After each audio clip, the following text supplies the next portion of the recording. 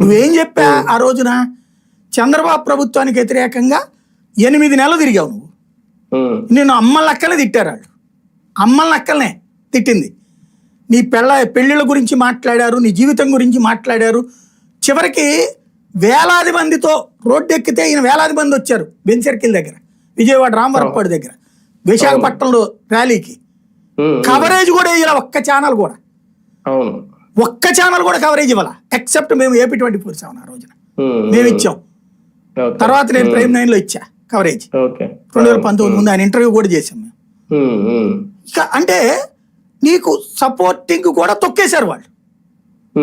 అంతా అయ్యాక 9 నెలల పాటు టీడీపీకి వ్యతిరేకంగా తిరిగి ఇదిగో కొండను దవ్వేశారు, ఇదిగో రోడ్లను కొట్టేశారు.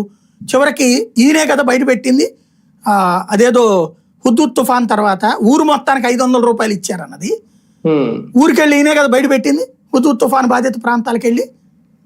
అప్పటిదాకా మనిషికి 500 ఇచ్చారనుకున్నాము, ఊరికి 500 ఇచ్చారు, ఇదేం దారుణం అని అడిగింది ఈయనే కదా అప్పుడు.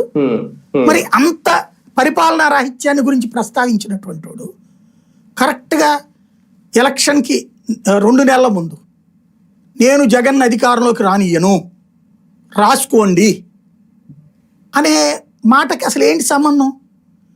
జగన్ అధికారంలోకి వచ్చామన్న పరిపాలనలో తేడా చేసి చూపించాడు అప్పటికి లేదు కదా. అతను పార్టీ నడుపుకున్నాడు, నువ్వో పార్టీ నడుపుకుంటున్నావు. జగన్ కంటే నేను మంచివాడిని అయ్యా, నేను బాగా కష్టపడి వచ్చాను, మా నాన్న కానిస్టేబుల్, ఆ విధంగా నాకు